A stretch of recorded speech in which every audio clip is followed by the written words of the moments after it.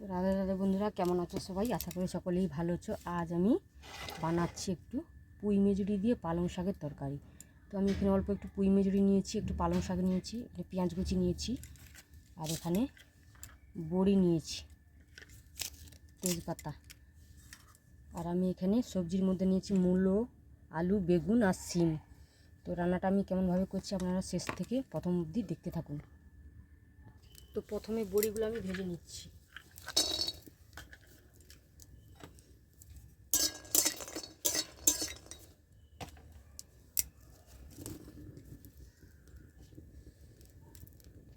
একটু তেল দিয়ে দিচ্ছেন।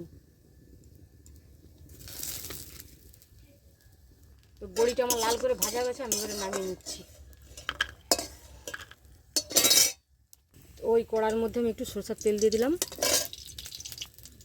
একটা শুকনো লঙ্কা, তেজপাতা আর 5 ফোড়ন দিয়ে দিচ্ছি।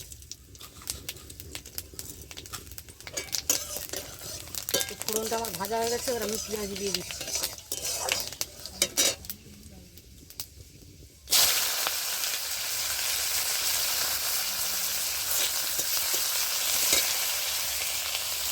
আমি এখানে কয়েকটা কাঁচা লঙ্কা চেরা দিয়ে দিলাম, আর এখানে যে কেটে রেখেছিলাম যে সবজিগুলো সেগুলো দিয়ে দিচ্ছি।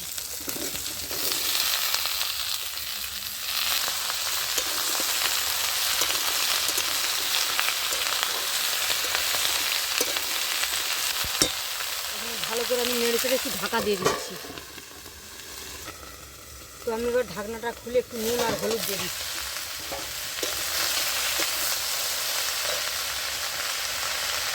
পরিমাণ মতো নুন আর হলুদ।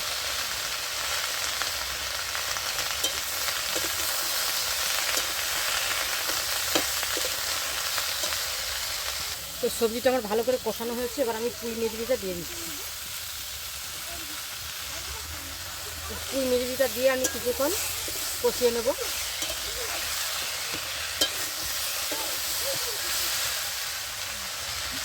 তো সবজিটা আমার ভালো করে কষানো হয়ে গেছে, এবার আমি পালং শাক দিয়ে দিচ্ছি। আমি তো এটা বড়ি দিয়ে বানাচ্ছি, আপনারা চাইলে এতে ভুষা চিংড়ি দুটো দিতে পারেন, খেতে বেশ ভালো লাগবে।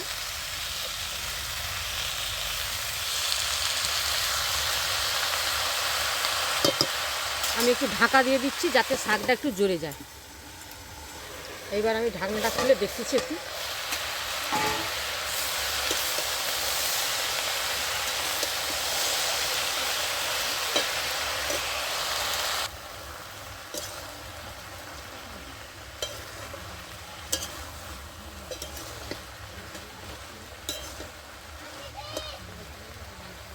তো সবজিটা আমার ভালো করে কষানো হয়ে গেছে, এর মধ্যে আমি যে ভেজে রাখা বড়িটা দিয়ে দিচ্ছি, গুঁড়ো করে দিচ্ছি। আমি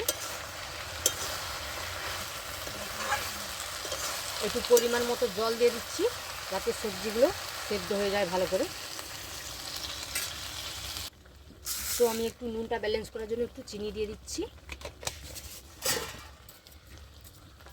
চিনিটা দিয়ে আমি একটু ঢাকনা দিয়ে দিচ্ছি, যতক্ষণ না আনাজটা আমার সেদ্ধ হচ্ছে ততক্ষণ আমার রান্না হতে দেবো। তো ফিরে আসছি কিছুক্ষণ পর। দেখছি আমি ঢাকনা দিয়ে তরকারিটা আমার রেডি হয়ে গেছে, আমি ওটা নামিয়ে নিচ্ছি। তো তরকারিটা আমি নামিয়ে নিচ্ছি, এবার গরম গরম ভাতের সঙ্গে পরিবেশন করব। আপনারা এরকম বানিয়ে খেয়ে দেখবেন, কেমন লাগে আমাকে জানাবেন। আমার রান্নাটা যদি ভালো লাগে চ্যানেলটি সাবস্ক্রাইব করে আমার পাশে থাকবেন। নমস্কার।